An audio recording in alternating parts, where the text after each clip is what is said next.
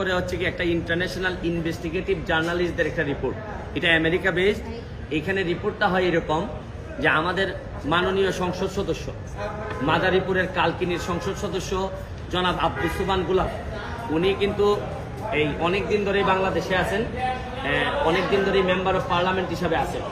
তিনি দেখা যাচ্ছে যে তার নামে নয়টা প্রপার্টি, যেটা প্রায় $40 লক্ষ, প্রায় বাংলাদেশের 40 কোটি টাকার মতো 9টা বাড়ি উনার ইউএসএ তে শুধু নিউ ইয়র্কেই পাওয়া গেছে। এই রিপোর্টটা সংবাদপত্রে আসে।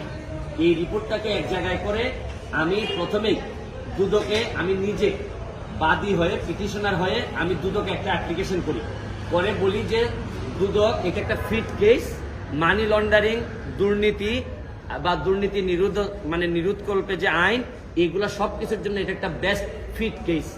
এবং দুদক এখন প্রমাণ করার সময় যে সে যেই হোক, সে যেন কোনোভাবেই আইনের ঊর্ধ্বে উঠতে না পারে। আমি অ্যাপ্লিকেশন করার পরও প্রায় 2-3 সপ্তাহ হয়ে গেছে, এখন পর্যন্ত দুদক কোনো ধরনের রেজাল্ট আমাকে জানায়নি যে এটার ব্যাপারে কোনো ইনকোয়ারি হচ্ছে কি না, কিছুই জানায়নি।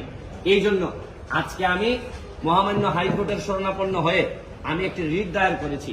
এই রিটে আমি দুদকের এই নিষ্ক্রিয়তা কেন অবৈধ বলে বিবেচিত হবে না, এবং এই রিপোর্টের উপর ভিত্তিতে তার যে এই বাড়ির ইনকোয়ারি কেন করা হবে না, এটা জানতে চেয়ে এবং একটা রুল চেয়েছি, এবং pending hearing of the rule আমার যে অ্যাপ্লিকেশনটা, এইটাও আমি ডিসপোজাল চেয়েছি এই দুদকের কাছে।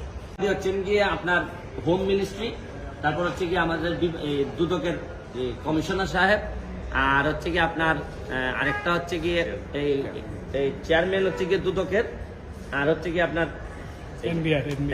এনবিআর কে করছি,